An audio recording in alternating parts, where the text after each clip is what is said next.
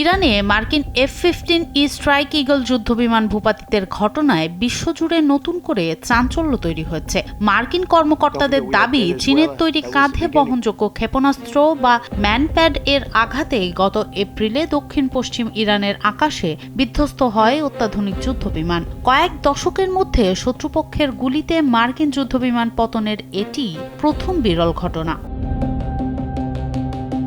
28 ফেব্রুয়ারি শুরু হওয়া এই সংঘাতের নেপথ্যে বেইজিংয়ের পরোক্ষ হাত দেখছে ওয়াশিংটন। ধারণা করা হচ্ছে, চীন ইরানকে স্টেলথ প্রযুক্তি ও YLC-8B আগাম সতর্কতা রাডার সরবরাহ করেছে। লোডশেডিং কিংবা ঘরের বাইরের তীব্র গরমে ওয়ালটন রিচার্জেবল ফ্যান থাকলে থাকবে শুধু বাতাস আর বাতাস, যা মার্কিন বিমানটির অবস্থান শনাক্ত করতে সাহায্য করে। এমনকি মার্কিন বাহিনীকে ট্র্যাক করতে ইরানকে স্যাটেলাইট তথ্য দেওয়ার অভিযোগে 3টি চীনা কোম্পানির উপর নিষেধাজ্ঞাও দিয়েছে যুক্তরাষ্ট্র।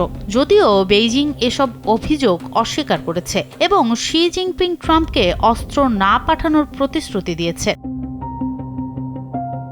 এদিকে বিমানটি বিধ্বস্ত হলেও এর 2 ক্রু সদস্য নিরাপদে ইজেক্ট করেন। প্রায় 36 ঘন্টার শ্বাসরুদ্ধকর অভিযানে জাগ্রস পর্বতের পাদদেশ থেকে তাদের উদ্ধার করা হয়। এই সফল উদ্ধার অভিযান ইরানের একটি বড় কৌশলগত সাফল্যের সুযোগ হাতছাড়া করে দেয়।